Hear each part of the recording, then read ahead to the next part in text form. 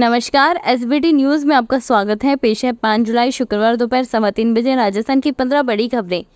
सबसे पहले नजर डालते हैं आज की हेडलाइंस पर। किरोड़ी लाल बोले, मुझे राष्ट्रीय अध्यक्ष ने बुलाया था, कुछ ऐसी बातें हुई हैं जिन्हें बताना नहीं चाहते। मोदी ने पेरिस ओलंपिक के लिए खिलाड़ियों को दी शुभकामनाएं। एमएल लाठर मुख्य सूचना आयुक्त, 2 रिटायर्ड आईएएस, 1 लो सर्विस से रिटायर्ड अफसर को सूचना आयुक्त बनाया। एएसआई 50,000 की रिश्वत लेते रंगे हाथों गिरफ्तार। चंद्रबाबू नायडू थमा गए पीएम मोदी को लंबी डिमांड लिस्ट। और अब खबरें विस्तार से सुनिए। राजस्थान सरकार मंत्री पद से इस्तीफा देने के बाद किरोड़ी लाल मीणा आज दिल्ली पहुंच गए हैं। उन्होंने राष्ट्रीय अध्यक्ष जेपी नड्डा से मुलाकात की। मुलाकात के बाद मीडिया से बातचीत में किरोड़ी लाल ने कहा, मुझे नड्डा ने बुलाया था, कुछ ऐसी बातें हुई हैं जिन्हें बताना नहीं चाहता। उन्होंने इस्तीफे के सवाल पर कहा, ये तो पार्टी तय करेगी, मैंने जनता के बीच में वचन दे दिया था, मैं ईस्टर्न राजस्थान की सीटें हार गया तो मंत्री पद छोड़ दूंगा, वो मैंने छोड़ दिया है। इस्तीफे की कॉपी राष्ट्रीय अध्यक्ष के पास भी है। उन्होंने 10 दिन बाद फिर बुलाया है। सदा पार्टी लाइन पर काम किया है, न संगठन से कोई शिकायत है, न ही मुख्यमंत्री से। मैंने जनता के बीच बोला था, इसलिए इस्तीफा देना पड़ा। पेरिस ओलंपिक 2024 की शुरुआत 26 जुलाई से हो रही है। इस बार भारत दल अपने पदकों की संख्या को दोहरे में अंक पहुंचाना चाहेंगे।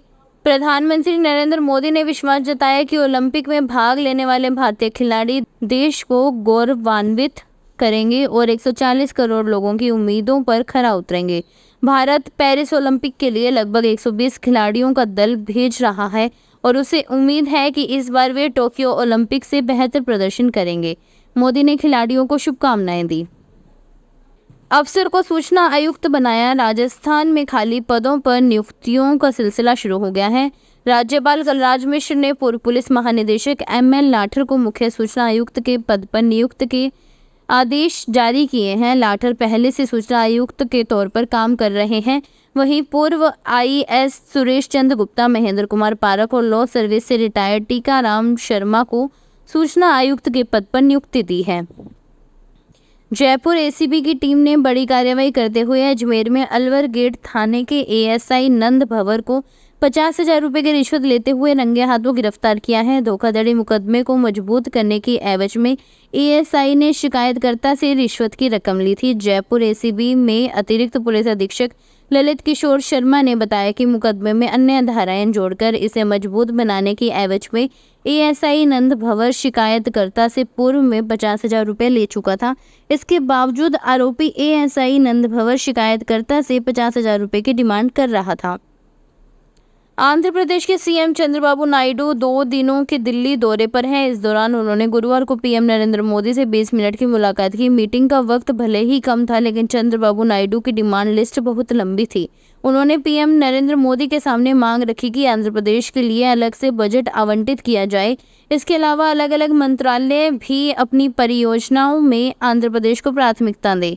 इसी के तहत उन्होंने सड़क परिवहन मंत्री नितिन गडकरी, कृषि मंत्री शिवराज सिंह चौहान समेत कई मंत्रियों से मुलाकात की।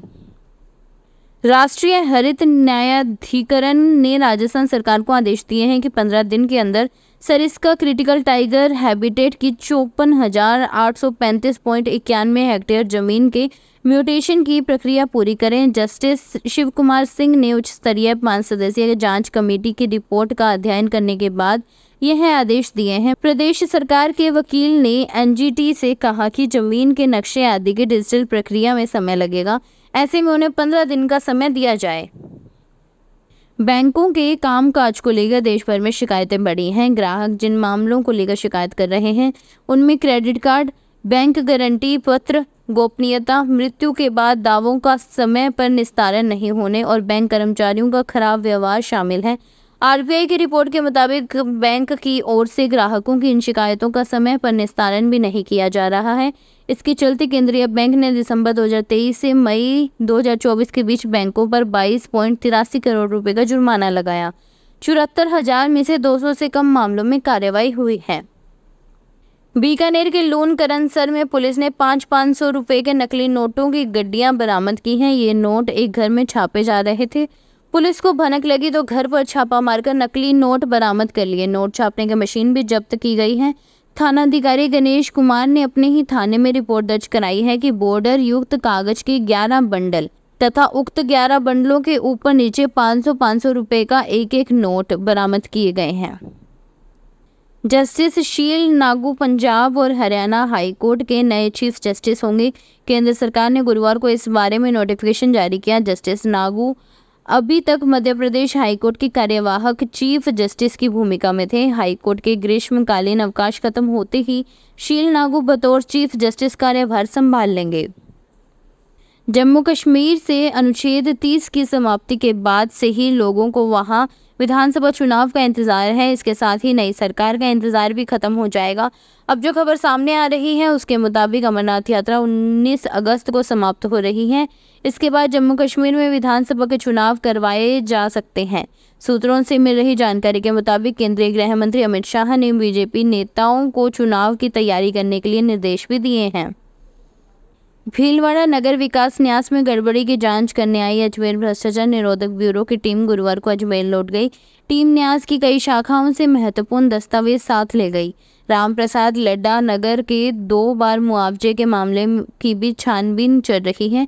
एसीबी मुख्य रूप से वर्ष 2017 से 2023 तक अधिकारी या बाबुओं की सूची भी ले गई है। एसीबी अजमेर की एएसपी भागचंद मीना ने बताया कि वर्ष 2011 से दिसंबर 2023 तक के जितने भी मुआवजा प्रकरण हैं उनकी सूची मांगी है। जैसलमेर में बरसाती सीजन शुरू होते ही आम आदमी की थाली पर बढ़े हुए भावों का हमला हो गया है। जैसलमेर के बाजार में प्रत्येक सब्जी इन दिनों महंगी हो गई है। सबसे ज्यादा बिकने वाले आलू प्याज के दाम तो हालिया बीते दिनों की तुलना में 2 गुने तक हो चुके हैं और ये दोनों सब्जियां रिटेल के बाजार में 40 से 50 रुपए प्रति किलो के भाव में बेची जा रही हैं। हरा धनिया तो 200 रुपए प्रति किलो या उससे भी ज्यादा और इतने ही भावों में अदरक बिक रही है। राजस्थान में गिरते भू जल स्तर के कारण खेती किसानी पर सीधा असर पड़ रहा है। सिंचाई की समस्या से निपटने के लिए केंद्र व राज्य सरकार की ओर से कई योजनाएं चलाई जा रही हैं। गिरते भूजल स्तर के कारण जल के सर्वेक्षण में कुशलतम उपयोग को बढ़ावा देने के लिए पेपर ड्रॉप मोर क्रॉप और अदर इंटरवेंशन योजना के अंतर्गत फार्म पॉन्ड का निर्माण करवाया जा रहा है। आयुक्त कृषि कन्हैया लाल स्वामी ने बताया कि न्यूनतम 400 घन मीटर क्षमता की खेत तलाई पर ही अनुदान देय है। ओवरलोडिंग के कारण होने वाली दुर्घटनाओं को रोकने के लिए और स्कूल बस में क्षमता से अधिक छात्रों को बिठाने को लेकर पुलिस प्रशासन सक्रिय हुआ है। सपोटरा थाना पुलिस ने एसडीएम कार्यालय के सामने नाकाबंदी कर करीब 1.5 दर्जन से अधिक स्कूल बसों की जांच कर बस चालक, परिचालक और स्कूल संचालकों से समझाइश की। साथ ही स्कूल बस में क्षमता से अधिक छात्रों को नहीं बिठाने की हिदायत दी। सपोटरा थाना अधिकारी अनिल कुमार गौतम ने बताया कि वाहनों में क्षमता से अधिक सवारी के बैठने के कारण आए दिन दुर्घटनाएं होती हैं। कश्मीर में अमरनाथ मंदिर में पिछले 6 दिनों में 1.25 लाख से ज्यादा श्रद्धालुओं ने बाबा बर्फानी के दर्शन किए।